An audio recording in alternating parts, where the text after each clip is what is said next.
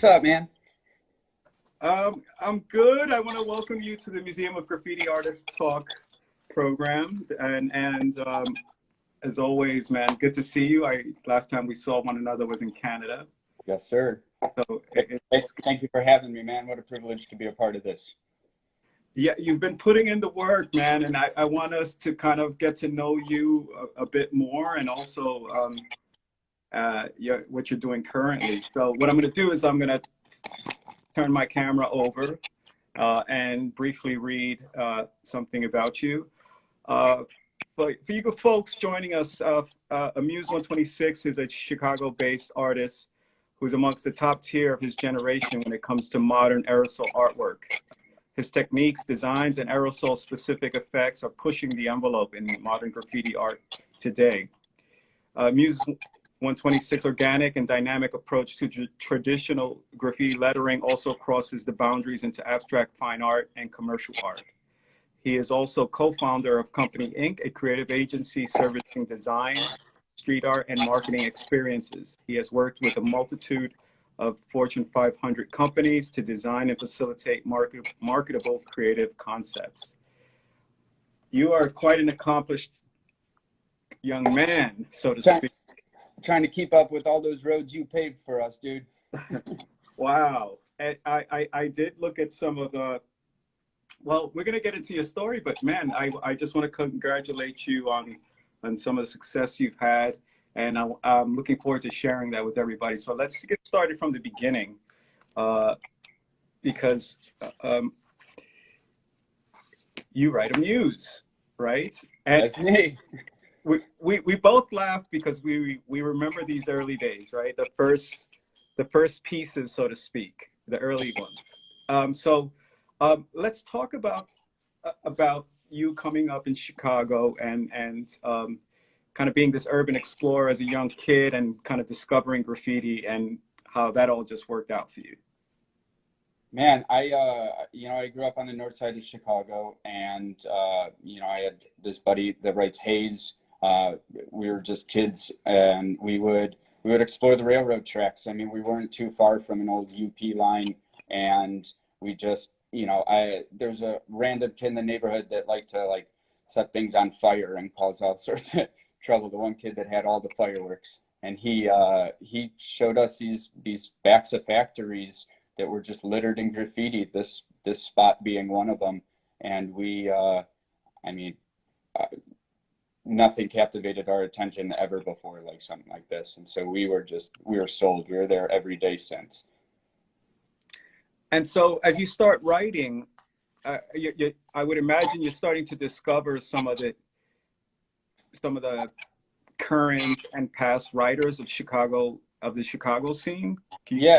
Because we found these old factory chill walls, there were actively being painted, so there was all sorts of things. We were seeing new names all the time, and so we were quickly starting to kind of piece these things together and figure it out. And the more we just kind of frequented these spots, the more we started to realize the way this game is starting to get played.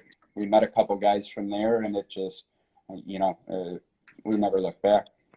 So for a small young kid like yourself, what was Chicago like? Was it as dangerous as advertised, or was it just a chill scene? Chicago's always been crazy. Getting into graffiti when I did, I mean, that was in more or less the heyday of the Buff era. So I wasn't familiar with seeing graffiti all over the place.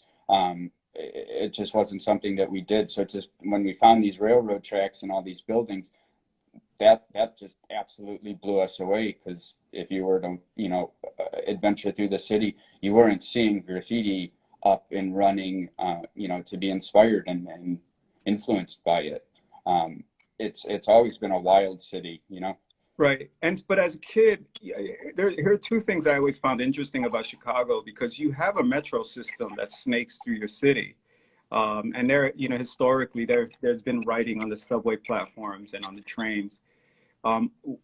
Did you notice any graph on trains when you were a kid in the periphery?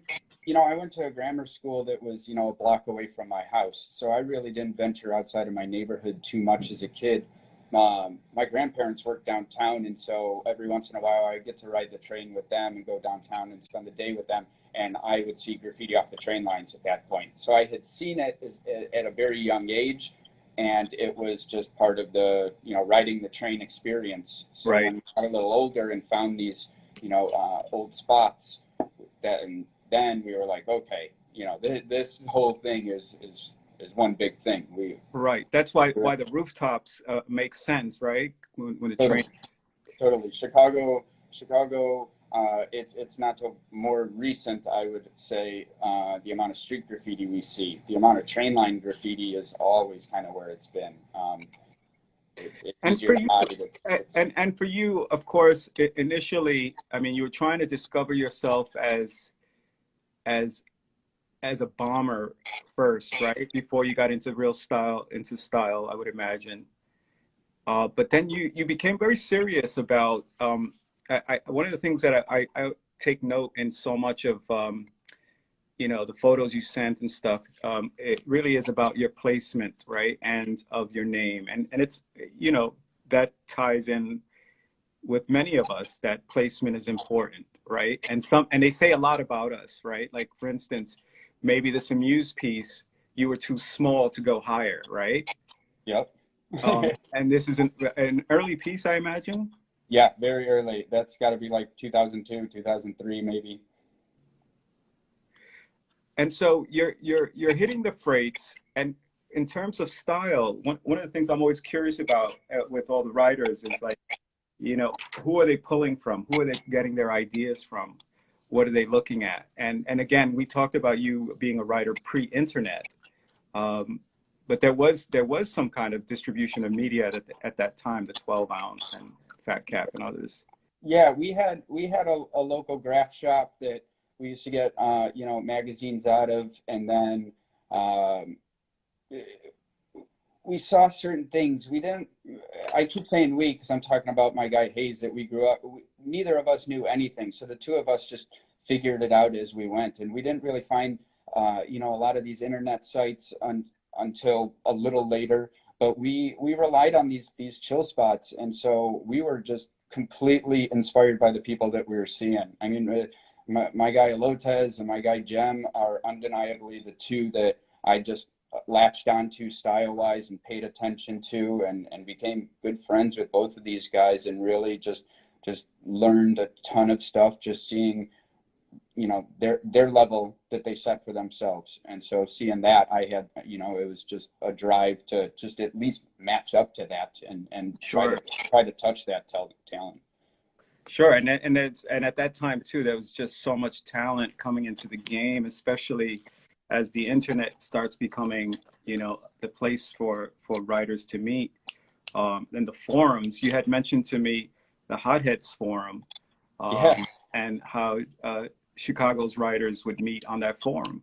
Yeah, we had like the ABC page, and that was a little older of a generation for, you know, what it was at the time, and obviously 12 ounce and art crimes. But Chicago had this website, hotheads.org. I mean, one of the homies, Saga, used to run that, and it was, dude, it was just packed with style. I mean, everything that I saw the guys doing in Chicago was just awesome. And so I really hold on to those early influences as my push and motivation for still what I do. Right. And that's so great, because, like, for a young writer, you get to see many of the pioneers before you, right? The OG Chicago cats.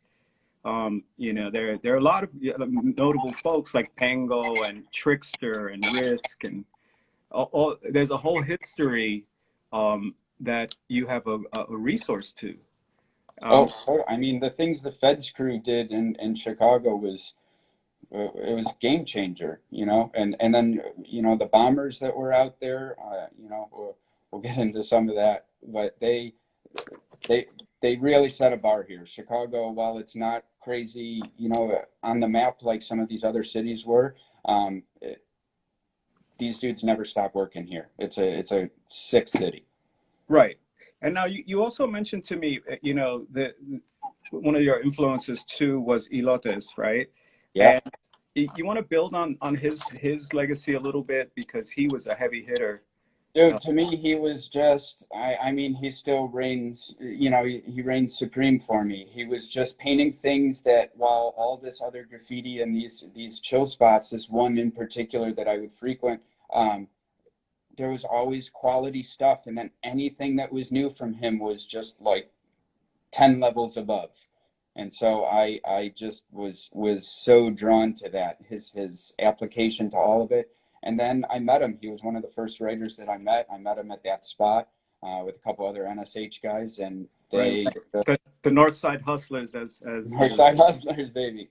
as he, And I never strayed too far from them. You know, once I connected with them, I was always the, you know, the little brother shadow and the trying to keep up with those dudes.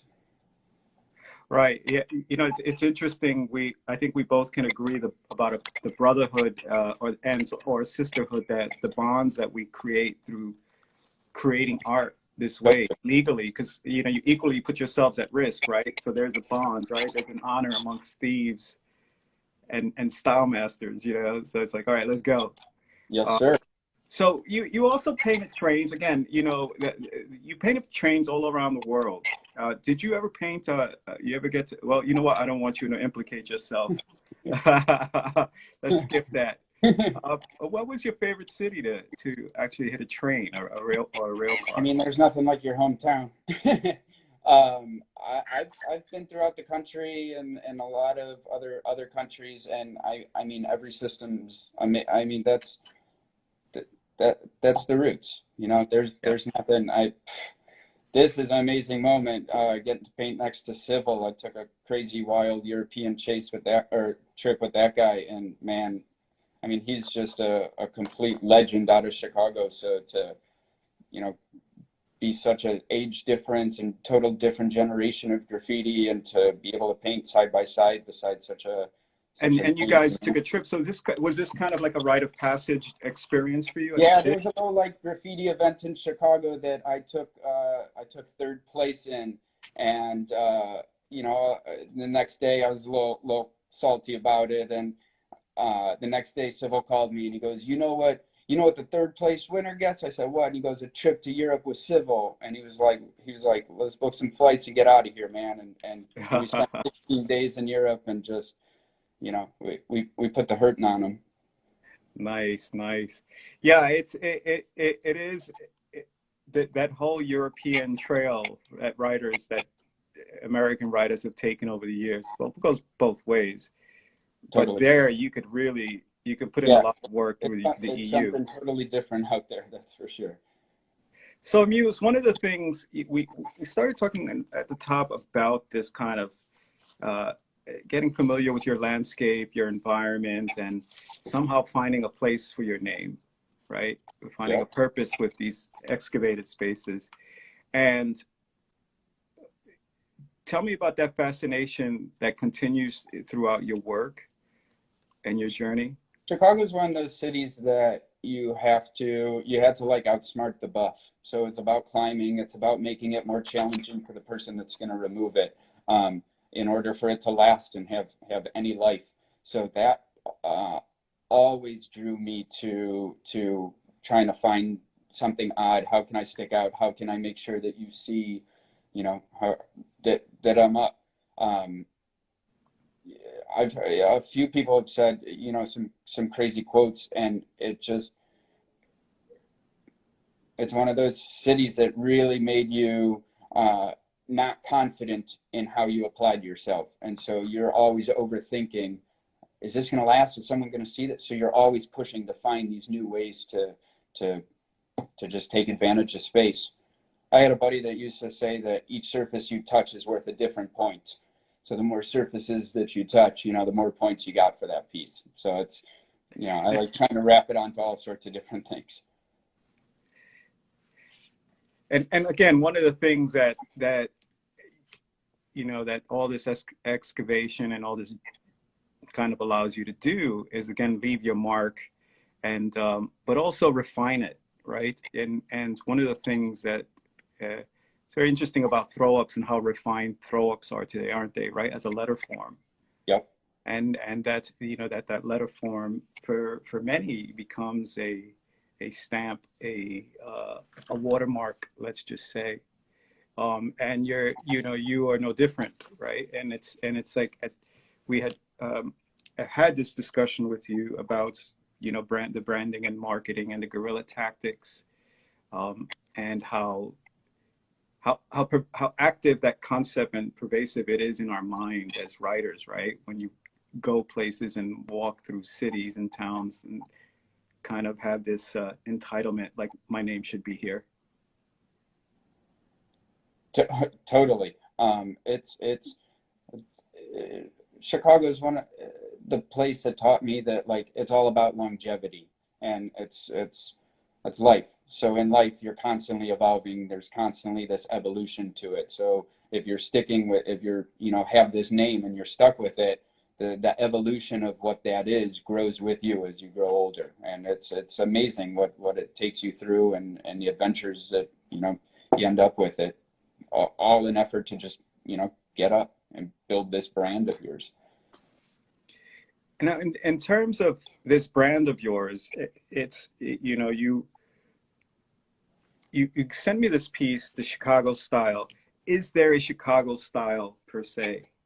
Yeah, and it's not that. It's not that, but I like to know, like, how would you define it in terms of what it is, and how that pertains to your work. I hate to, like, pigeonhole Chicago in the typical, like, gang mentality or history. It's undeniably, like, a part of our story and how it's created. So there's, you know, our tags are very hard and sharp and aggressive and maliciously applied. And with graffiti, you know, everything from that just follows with that kind of aggressive mindset. Some of the guys I grew up painting with and were inspired by and learned from, those guys didn't approach it with this gang mentality. They had a much, you know, they're artists, they're graffiti writers, they're creatives, designers. So the mix of the two is pretty much what Chicago is. I mean, you have some really unique creative stuff, and then you have this, you know, kind of hard-hitting fuck you approach. Right. And in terms of where you're at now with your work, and we're just being very specific about style writing right now, that, you know, there is this kind of, you like to push the boundaries, so to speak, and it's pretty obvious because you're kind of always switching up and developing styles and integrating styles. And now, you know, as we look at this piece, you know, it seems not only are you're using different tools, right? To, for instance, I'm wondering about getting these splashes, and are you using brushes? Are you using sprayers? Spray cans? Yeah, it's either just bucket paint or spray paint. There's really not much in between. Some sprayers at times, some just throwing paint, watered down paint. Again, that's just to, like, eat up more space and chew up more of my environment. And, you know, I'm grateful I don't own any of these parking lots that I do some of this work in, because it, you know, we tear them up. Chew it. You know, I love that idea of chewing up more environment, right? Because it's, you know, the artist, in terms of the mural work, that it is kind of a competition for space, right? Between public space, decorative space, and advertising space. And, you know, it seems that, you know, cities have gotten accustomed to the value of the murals that you make, and they invite you to these festivals. And, you know, and the line blurs, of course, because they call you a street artist, and you're from the origins are from the style writing graffiti movement. Are you comfortable with that at all? Where's your space in that? I mean, does it even matter? I don't think it really matters. I'm a graffiti writer first and foremost. There's always a marker in my pocket. I've got a scribe in my wallet. I'm always going with that approach, first and foremost. The game of graffiti kept getting bigger and bigger. I mean, when I was painting pieces, dudes were paint, you know, you could paint them in a 4 foot wide space. Uh, Everybody had these little micro pieces, and in these, let's say, last 20 years, it's evolved to such size that when a lot of these guys get into mural work, you know, they turn to a gimmick of a character or a whole just different approach. And I just was like, this is my only way to continue to like make my graffiti even bigger. And that's why I've tried to just stick with that with my approach. I mean, do you not have, do you feel pigeonholed, or are you just? No, because and I think you understand the like, you're never going to be happy with how you paint your name that day. There's always going to be, oh, next time I got to change this or do that. So I can constantly evolve what I'm doing and not really lose interest in it. I've admittedly hit numerous walls of just like, where do I go from here? And then I started chopping my pieces in half or just painting a section of them and finding different approaches to it and constantly, you know, reignite. Right. And in terms of where you're pulling reference, do you have a kind of specific type of interest or research that speaks to the language that you're painting? Dude, I'm a nerd for graph, so I'm constantly looking at graffiti first and foremost. And you know, when I was looking at these chill spots as a kid, I was thinking, how can I do this and how can I do it better? So there's always going to be the like watching others and how can I, you know, do this or do that. But then, you know, I'm a car head. There's all sorts of different interests, so I'm constantly floating through the internet and you know, different resources and just travel too. Yeah, it makes a difference, there's right? nothing more inspiring than showing up in another city and seeing how things are done. It just completely pushes me, you know, each time to try something new and keep pushing hard. And I mean, the piece you got above was at the Roskilde Fest out in just outside of Copenhagen in Denmark. And dude, you're at graffiti boot camp for a week painting with dudes from around the world, and every person approaches it differently at that point. So to like paint with these guys and try, everybody's pushing and trying different things, and that's why this is such a great sport. So it's funny you mentioned sport. There's a camaraderie to it, and you know, some folks don't like the concept of competition, but style writers, I know that it's all competition. Yeah, I know that I'm very competitive and especially cerebrally about style writing and what today's contemporary artists are doing. Specifically around letters. The painting is just phenomenal and technically beyond anything I could possibly do with a spray can.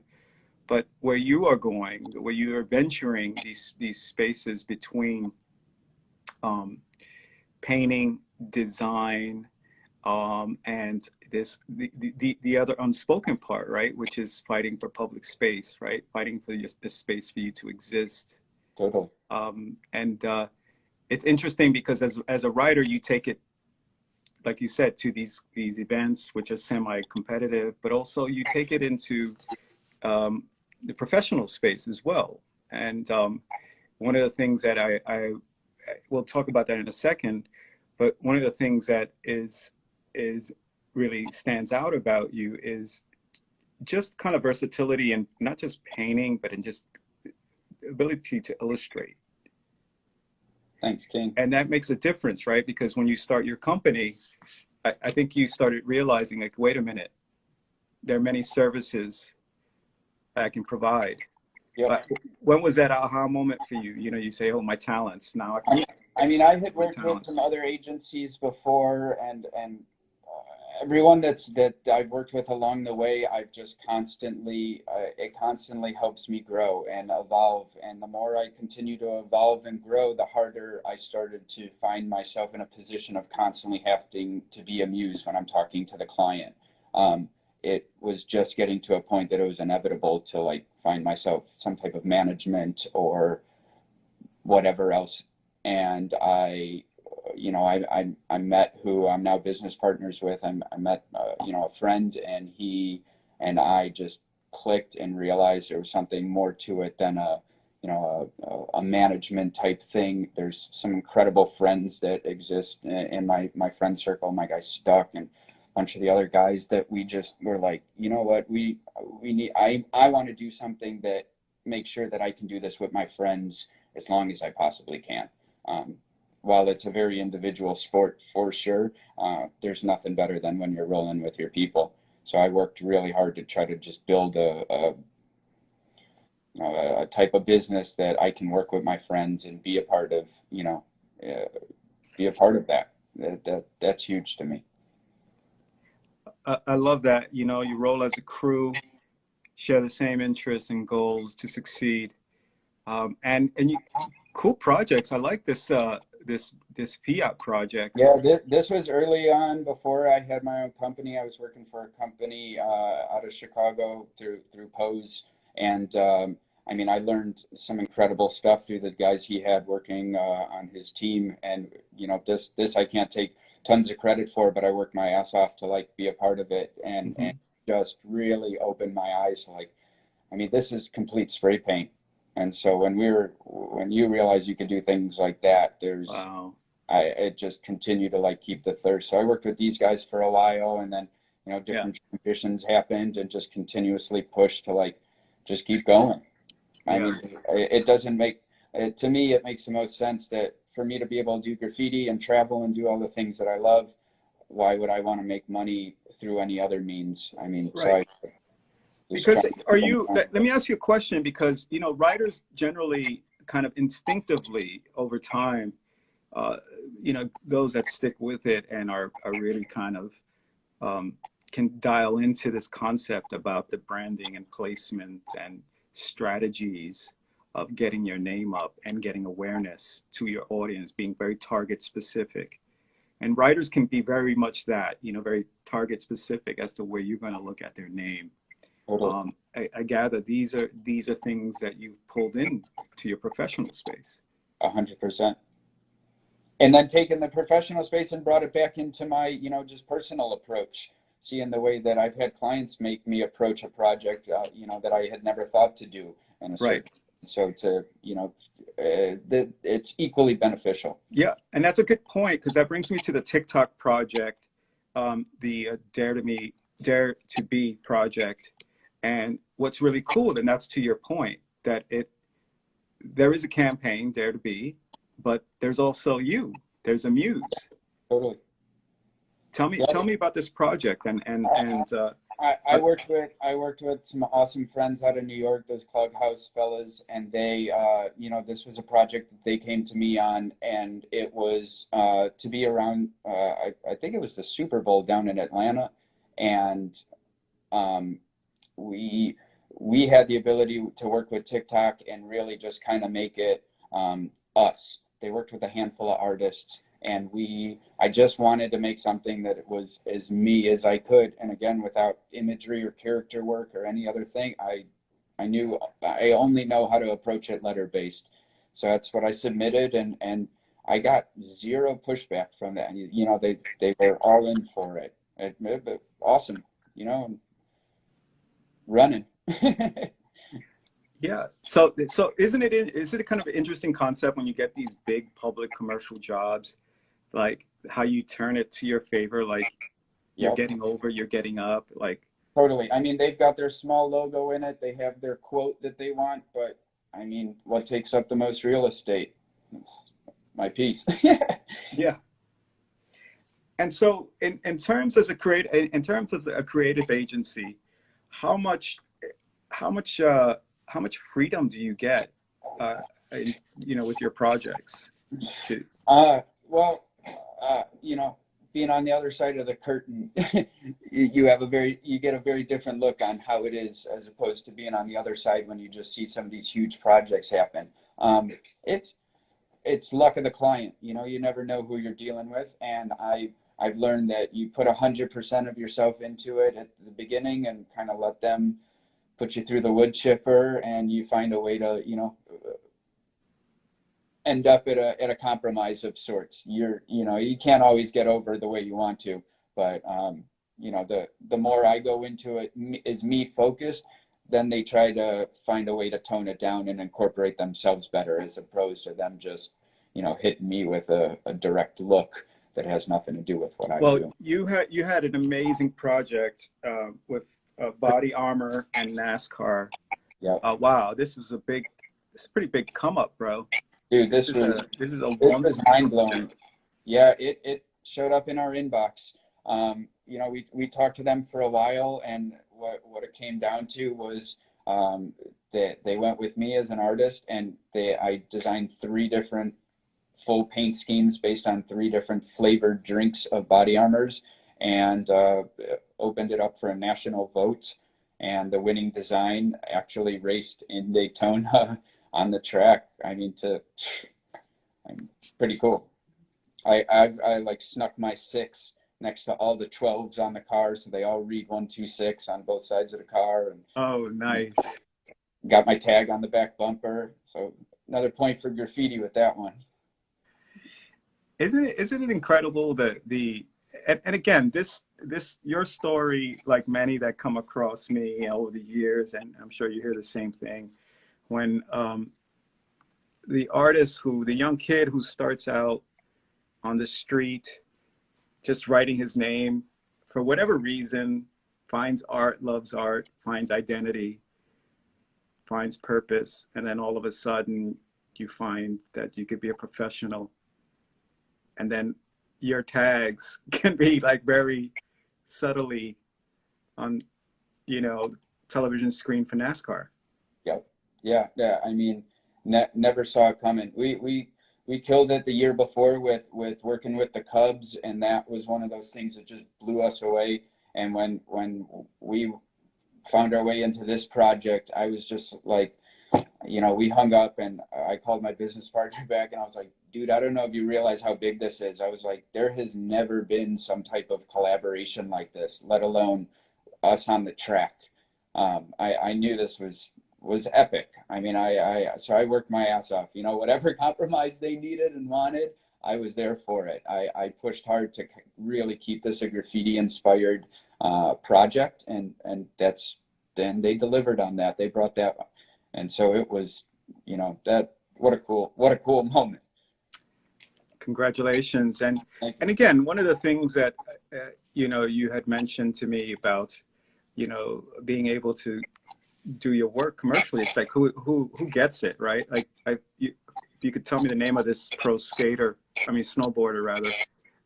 This is my buddy's brother, my guy Jordan, and he, you know, his brother explores like crazy and does all these insane snowboard shoots, and so we needed to hook him up and make sure he was out there right. Jordan approached me, and I had never, you know, this is a surface I've never applied my work to. So when I got, you know, the opportunity for that, done. Let's try something new. That's the coolest thing about graffiti, is it's finding its way onto surfaces that we thought we conquered all the surfaces. You know, yeah. You think graffiti's touched everything, and there's really a crazy list of things it's not. And that's pretty much my to-do list from here. I completely agree with you. I think the one thing that's interesting, writers are becoming more Renaissance-like, you know, and interdisciplinary, both in practice, but also commercially, right? Why not? Totally. As a kid, I completely envisioned it. It's interesting because as graffiti writers, you can be either caught up with the romance and the preciousness of it and the keeping it real part of it. But at the end of the day, it is whatever it is to you, but it's an applied art. Yeah. And it's design, right? And it's one of those things that can actually very comfortably cover all these spaces of interest, right? Typography, design, communication design, fine art, fashion art, culinary art. I mean, it goes down the line, right? Sculpture. Yep, completely. So now, you had mentioned to me the Cubs. Wow. And this project. Another cool one. This is like one of those childhood dreams projects, isn't it? I'll never forget, man. I was I had to have been about 12, 13 years old. I walked outside. I had just seen a Cubs game with my dad, my sister, and we were walking out onto Addison exit, and there's a truck sitting in traffic that I had a big outline on, and my sister was like, "Ooh." My dad looks at me.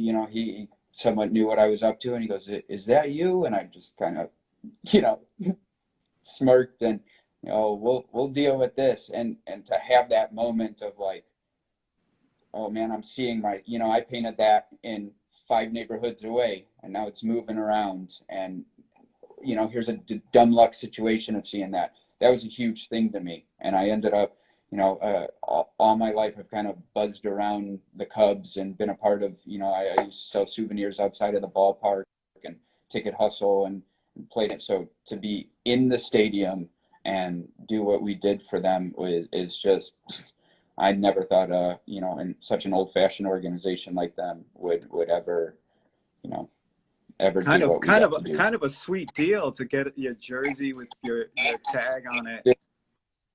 I was like, I want to be on the team.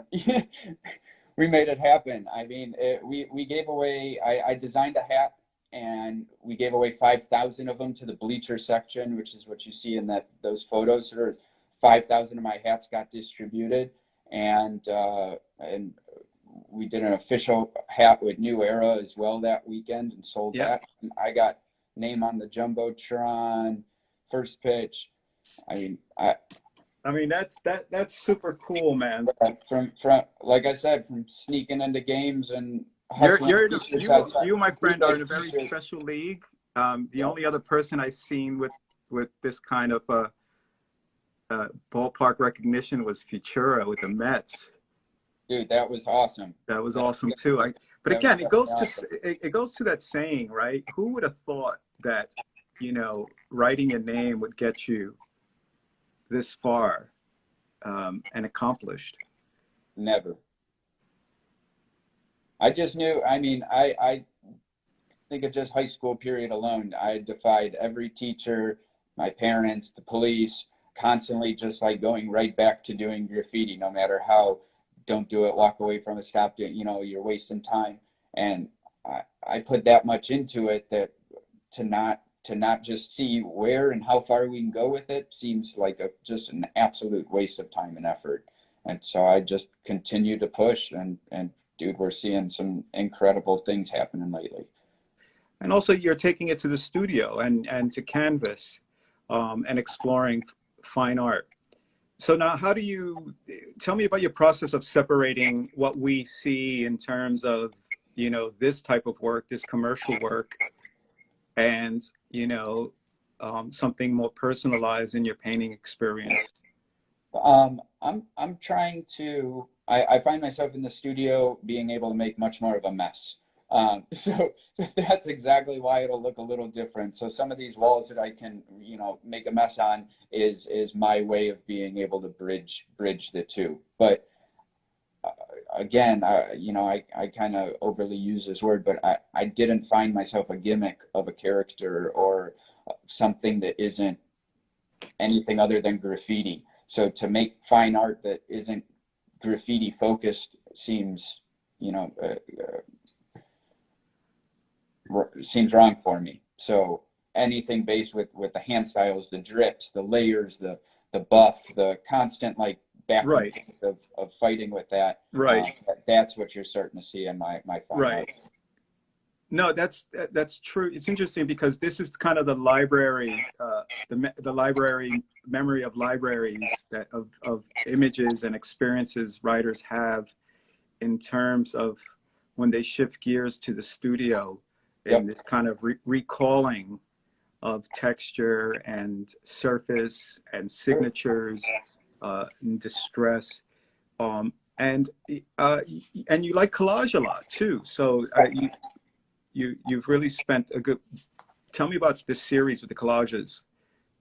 So I put a bunch of work together that was needed for a show. I did this awesome show with Dave Persuay in Chicago, and I just needed, he's amazing at what he does, and his vision is so you know, next level that I didn't want to step on his toes. I didn't want to have anything that was similar to one another. I wanted that drastic opposite. And in doing so, I just really pushed with what felt comfortable to me. Again, the like ripped and scrapped and drippy, and that's graffiti. That's the war with the buff. That's the constant like struggle. That's what my gym shoes look like, and you know, the carpet in my bedroom, and all those, you know, childhood experiences of figuring it out.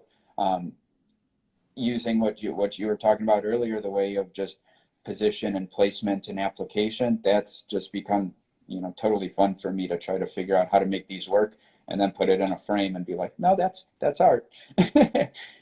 You know, it's got the red dot under it. So it's art. I see. Congratulations. So now, as you navigate this space, I mean, how active are you in terms of navigating, you know, the commercial space of your business and or the art market? I'm figuring that out as I go, man. There's no rhyme or reason to this battlefield, so I'm just trying to keep my head in it. You know, I'm super grateful. Company Inc.'s about to move into a new studio space and office space, and we're just, I mean, you're going to see a whole new push of fine art and studio work coming from me, because you know, the time's come. Big spaces. And let me ask you something. In terms of how have you spent this period during COVID? How has it affected you and your work? To be honest, I think COVID is one of the best things that happened to all of us. It gave me, you know, a chance to slam on the brakes. I got to spend a crazy amount of time with my girl, and you know, take that relationship to better places. I got the chance to just sit and deal with myself and reflect and take some time to think and just reapproach life. So now that we're able to start getting outside and painting more, there's just a new fresh push that just, you know, I feel like a tiger that had been pacing in a cage, some Joe Exotic like cage for you know, for too long, and now, you know, I think it's a whole new world right now, man. So I'm going all in, dude. And so, in terms of going all in, if that's both the company and the pursuit of painting, I mean, if it were up to you, would you be a full-time creative director, or would you be a full-time studio artist? Oh man, I think I'd be a creative director. I think it's a lot more challenging. I think you're going to see all sorts of new things, and there's always going to be time to like duck into the studio and create and build. I would love to apply how I see things. I'm not great on a computer. I'm just starting to learn and figure some of those things out. 2020, come on, bro. I know. But I'm trying. I'll send you links. With how I approach to so much that I do, that if I could just kind of, you know, direct it to some other people, I think we'd see some even bigger, wilder things. Yeah, you know, I was going to mention to you that I had seen this mural that you painted in San Francisco, and with Morgan and Greed, right? Yep. And one of the things that I really liked about this mural was that you guys threw everything into it, and when I mean everything into it, I meant in stylistically, but also with tools, right? Using extinguishers, rollers, brushes, spray paint, and yeah, I mean, the great homies at Montana Cans hooked us up. They were like, whatever you guys want to do, you know, to make these work, let's do it. So we started with ultra wide tags and then extinguisher tags, and just kept playing with it. And it was just one of those that, you know, you can't run from what white and black show. And so to use just those two colors and just approach it any way we could, really, you know, you got to stay on your feet with the, you know, you got to work hard. Right. And what was interesting, again, the diversity of style and technique. And again, you know, the concept of using the tools of your time to make art of your time, which, you know, I've been, you know, screaming from the mountaintop for years about us embracing technology, and I still do. Because it opens up so many doors for us in our process and management of our lives as artists. But that said, you know, technology is also inventing and creating new ways to do stuff, and you know, even creating new tools, right? Yep. Yeah, I mean, use Katsu as your example. I mean, that there's constant, like, who would have thought we'd be painting with drones?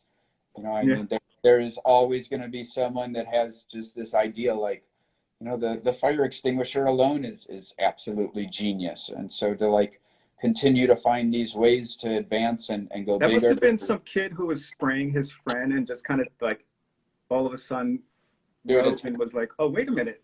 so great. Let me It's tag. so great, man. And they've just absolutely perfected all the tools for just standard painting at this point. I mean, there's nothing we can't do anymore. And there's constantly things that are still popping up for us. So as we think, you know, future forward, I'm curious to see what you're going to bring to the table. Me too. So I want to open it up to the people who are joining us today. I want to thank you on behalf of the museum as well. So if you have any questions for AMUSE, shoot them through.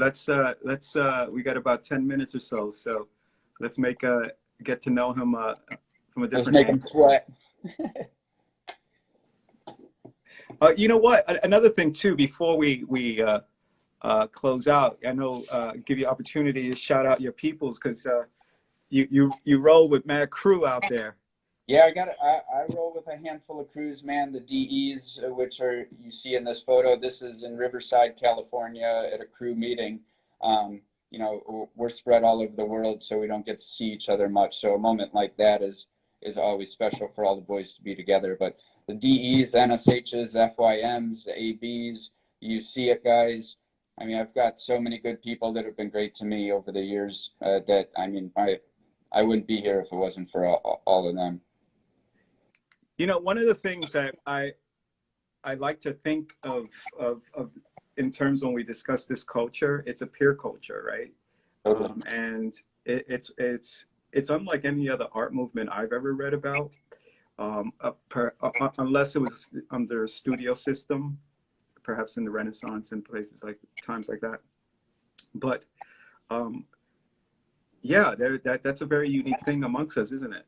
In terms of having a crew and growing old with them. Wide range of what a peer is for our sport. You know, I mean, it's one of the only hobbies where you got mid 40-year-old dudes hanging out with teenagers and all like cohesively vibing as if, you know, we're all from the same cloth. Yeah, I won't give you my age, but yeah, there's a different energy hanging out with the younger artists and being able to either be an observer or, you know, totally the voice of wisdom. We were all in that place at one point in time, you know. So yeah, you got to continue to embrace and be a part of all of that. I mean, yeah, absolutely. You know, and I think again, we lead by example. Your success and, you know, writers around you and artists around you, you know, is just the example that keeps building amongst us in the scene. And here, let me see. This guy's not asking a question. I thought he was asking a question. Well, you know, one of the things for me, AMUSE, is that as we in the museum, you know, open our doors and invite people in and tell this story, we're really proud, you know, of the success that has come from this movement. You know, you're part of that. You're part of that history, part of that story. And so that as we advocate for more of this conversation, more of these conversations, more education, more archiving, you know, we want to encourage artists like yourselves to stay, you know, focused in, you know, in terms of your work, but also your participation in the art market, and in so much that we are making inroads and finding our place in the annals of history as studio artists as well. Dude, it's so true, man. I mean, we're all in this together, and I find myself, I was just talking with my guy Stuck the other day about it, that I just find myself, you know, if we're painting a permission wall, most of the guys keep their headphones in. They don't want to deal with the person that walks up and has a question, or the mom with kids. I'm always that guy that goes and talks. I feel like it's kind of like my duty or responsibility to graffiti to be want to, while still a villain in my own ways, still be this good guy and connect and explain, like, I came from tagging on shit. I still tag on, like, the whole thing is Right. all connected, and there's a, there's a story and a real thing here. And you guys see it with the museum, man. It's just more and more and more people are starting to eat it up and believe it and understand that we do what we do for a reason. We're not complete rock. Absolutely. And you have a question from Fast Dry, and the question is, do you use a sketch or do you freestyle the walls? Because they look very loose. I'm, shout out to Scheme with doodling. I'm always doodling. There's always, pencil drawings and whatnot laying around, but I never show up at a wall really with a sketch. Once in a while, it makes life a little easier, and I'm glad when I do, but no, usually I just make it up as I go along. Nice. Lon Wegner asks, Wegner, if I'm saying it in German, you've done a lot of cool things you never imagined. What's your project on your bucket list? Oh man, an airplane. That's pause here, because I didn't give you the full question. Another, what or where would you love to paint? A plane, perhaps? You've already painted an airport. Yeah, we just did this. Me and Stuck painted this awesome project at O'Hare, our airport. We painted these huge Chicago flag and American flag. So I got the airport checked off the list, but Air Force One is still on the bucket list. So you have another question from Mabel Q. When it comes to style, what is the one thing you did, because the English is a little broken, you did that helped you develop yours? I just butchered that question, so forgive me. I'll read it exactly. When it comes to style, what is if you had to choose one thing you did that helped you develop yours, what would it be? Pull that one out. In essence, what helped you develop your style? I kind of stopped worrying about what other people said.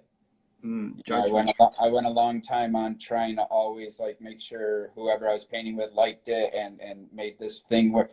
And when I finally just kind of cut the cord and was like, I'm just going to try this and let's make it this color. And when I started approaching it a lot more carefree and on my own rules, that's when the evolution started. That was the push. A question from Artist Annotations. How do you keep your work original in the age of the internet? Just you can't replicate what the next guy's doing. You've got to find these little things. There's so much that's still not been done. I'm just constantly trying to tweak them as they go. I've openly admitted to this, that I love to learn from what everybody's doing, and I take a little bit of what everybody's doing, and you sometimes deliberately, sometimes not, right? Because the internet, there's so much, it's hard to keep track of things, right? Yeah. Well, I mean, even when we were just trading photos in the mail or magazines, you're using those for influence. Yeah. There was always whoa, these dudes in California are painting this, and there's this forever competition with it. No, absolutely. And I think, and again, the community can debate this amongst themselves, whether the culture is better for it or not. I kind of lean on the side that it's better and more amazing than I could have ever imagined. But again, it's not so much about, that, yes, keeping tradition alive, but it's well, what do you do next with it? What are you going to build with it? What can you do with it? What can you make of yourself from it? You get a question from K67. What advice do you give a kid trying to start painting graffiti who may not be fit for the lifestyle? Do you mention keeping it real as a factor, and do you think it's important to start racking, etc.? We're at an era with it where there's no rules anymore to it. To me, I don't think there was any other option than getting down and dirty and stealing your paint and fist fighting and figuring it out the hard just way. order it online.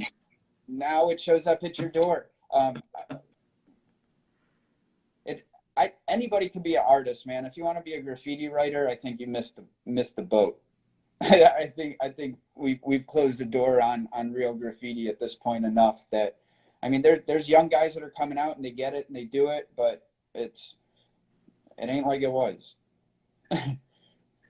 Another question. What's the biggest hurdle you had to overcome in a project? Physical difficulty, design, etc. That's from Ying Leo. Man, that's a good question. Power lines, maybe.